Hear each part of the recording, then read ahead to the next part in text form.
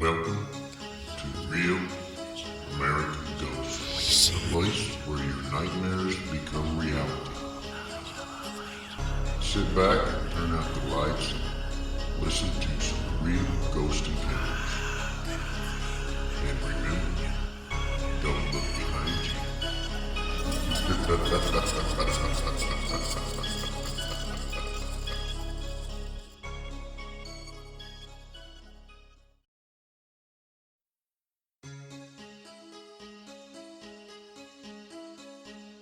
We all go through times of bad situations that are out of our control. And if we're lucky, we have family or friends that we can turn to for help. But even then, we may go through events we don't quite understand, and sometimes they can be very frightening. My name is Terrence, and I would like to tell you about a ghost experience I had back in 1995. I had went through a really bad divorce and was living in Slidell, Louisiana. Things were not good back then, and at that time I was drinking a lot, and I'd had a couple run-ins with the police. I didn't have any family in the area. My father left my mother when I was 4 years old, and my mom passed away in 1991. I'm not giving you a sob story, just letting you know the situation that led to this ghost incident. I had a cousin who was living in Starkville, Mississippi, and she had told me if I ever wanted to make a fresh start, I could live with her and get away from all the BS I was dealing with. And since I never had any children with my first wife and nothing tying me down, I took my cousin up on her offer. So I moved to Starkville, Mississippi in March of 1995, and that move made me feel really great. One evening we were having a cookout, and out of the blue she told me that her house was haunted. And I remember at that time laughing, and I said, "Yeah, right. I've been living with you a couple weeks now, and I haven't seen or heard anything." I didn't believe in all that ghost mumbo-jumbo, but I knew my cousin had been into that kind of stuff ever since we were kids. Anyway, I had been living there for about 4 months and had found a job, and for the first time in a long time, I was happy. I was working second shift and would usually get home around 1 in the morning, drink a few beers to relax, and then go to bed. This night was no different, same routine, and I went to bed. In the living room is an old rocking chair. I'm not sure what wood it is made out of, but it had that wicker-looking material in the back and a wooden seat. It was over 100 years old, and my cousin had bought it at an antique store about a year ago. And the reason she bought it was that it looked like an old chair our grandfather used to have when we were kids. I had been in bed maybe an hour when I had to go to the bathroom. So I get up and walk through the living room to get to the bathroom. As I was in there, I started to hear something creaking coming from the living room. I washed my hands and opened the door slowly, and I clearly heard it. It sounded like that old rocking chair.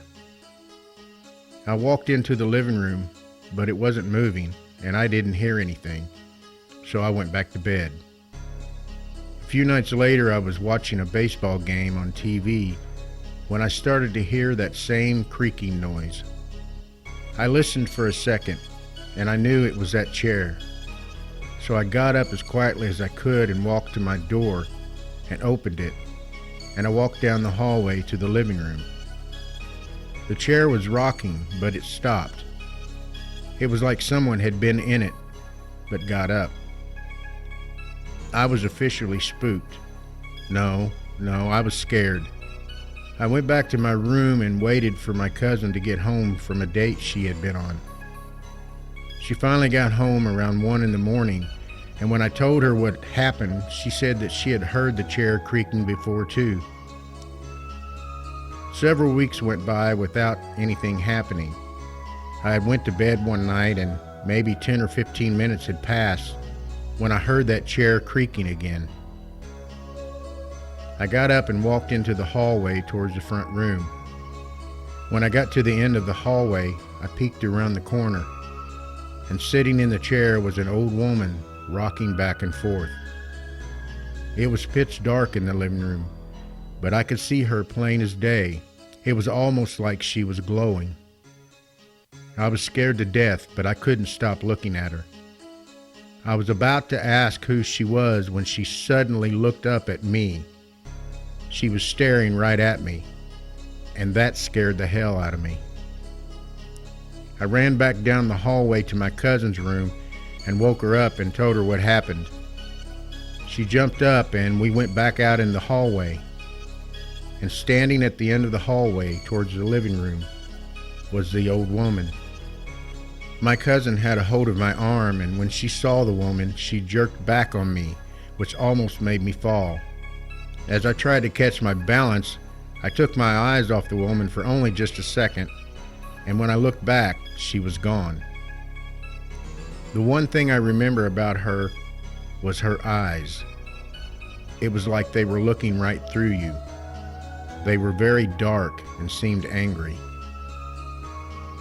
Neither one of us was able to go back to sleep that night. The next morning we were talking about what to do, and I suggested that maybe she should get rid of that chair. As soon as I said this, we heard a woman laugh. My cousin had things happen in the house before, but it seemed that it was becoming more frequent for some reason. A few days later, I was telling a guy at work about what had happened, and he told me about his sister who was a psychic. He said if I wanted, he would talk with her and see if she would come to the house and see what she could pick up. A few days later, he brought his sister to the house. Now, she wasn't told what was happening because she said that might influence her and she might not get the right information from the spirit world.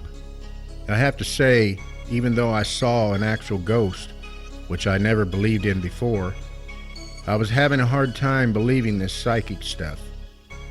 But she wasn't there 5 minutes when she went over to the chair and put her hand on it. She said there was a spirit attached to this chair and that she wasn't a very nice person in life. She said that she was sensing a very real bitterness in this spirit and that the spirit didn't want to move on, and that she had died sitting in the chair. I remember my cousin looking at me and her eyes were wide open, and she mouthed to me, "Oh my God." I asked her what we should do, and she said to get rid of the chair.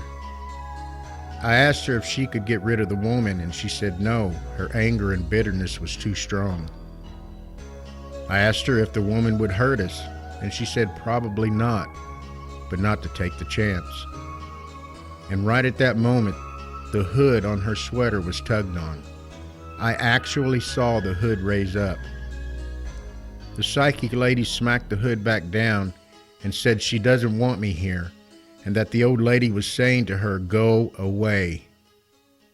The psychic lady said she was feeling ill and needed to leave, so they left. But outside she said, "You need to get rid of that chair." I went back in and told my cousin, "Let's get rid of that chair." She said we could take it back to the antique store and see if they would buy it back. I said I didn't think we should do that. I didn't want someone else buying that chair and taking that ghost home with them. And what if there were kids in the house? They might be in danger. She agreed. So we loaded the chair in my truck and drove outside of town. I poured some gas on it and lit it on fire, and I burned it. I swear I heard a woman yelling when it was burning, and so did my cousin. We said a prayer before leaving, and after that, we never had another incident at that house.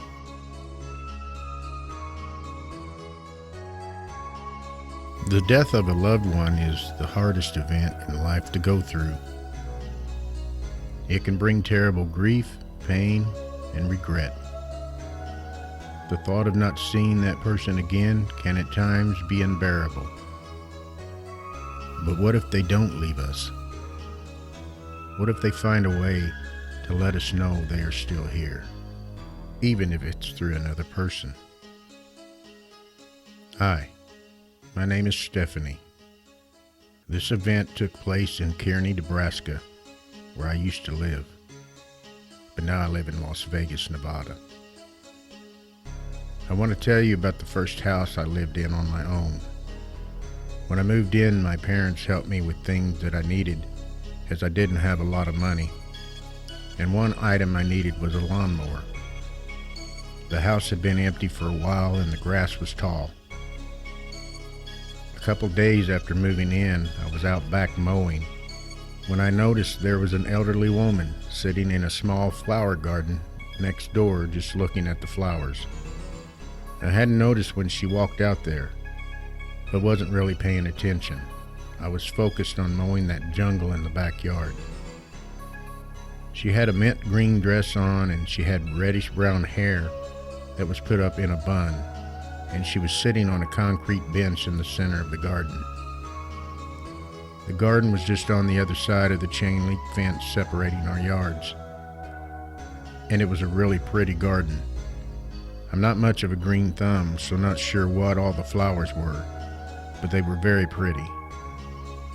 It was a hot day that day, so I stopped to go in and get a glass of tea, and I thought I would go and introduce myself, so I poured another glass, but when I got back out there, she was gone. I thought nothing strange about it, and I figured I would see her again to say hello. A couple days went by when I saw a man outside washing a car. I went out and said, "Hi, my name is Stephanie. I'm your new neighbor." He walked over and introduced himself and said his name was Bill. I mentioned that I seen the older woman sitting in the garden, but didn't get a chance to talk with her the other day. He got a puzzled look on his face and said, "What older woman?" So I told him what happened, and then he told me to wait there. He ran into his house, and then he and another lady came back out, and he said, "This is my wife, Linda. Tell her what you just told me." So I did, and after telling her, she began to cry, and she went back into the house. I asked Bill if I said something wrong, and he said no, but you just described my wife's mother, whom we buried a few days ago. We just got back last night from Montana, where my wife is from.